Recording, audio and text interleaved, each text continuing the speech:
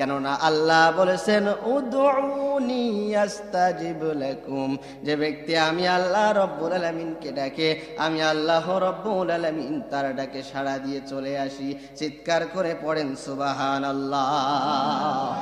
এজন্য আল্লাহ রাসূল বলেছেন, বান্দারা, ও উম্মতেরা, তোমরা যত গুনাহ করো না কেন, যদি আসমান সমান তোমরা গুনাহ করে ফেলো, আল্লাহ রাব্বুল আলামিনের কাছে যদি তওবা করে নাও, ইয়া আইয়ুহাল্লাযীনা আমানু তুবু ইলাল্লাহি তাওবাতান নাসুহা। চিৎকার করে পড়েন আল্লাহু আকবার। তওবা করে নাও, আল্লাহ তোমাদেরকে মাফ করবে। আল্লাহ রাব্বুল আলামিনের কাছে যদি তুমি পাহাড় সমান গুনাহ নিয়ে হাজির হয়ে যাও, আল্লাহ রাব্বুল আলামিন তোমার কাছে জমিন ভরা ক্ষমা নিয়ে হাজির হয়ে যাবে। সুবহানাল্লাহ।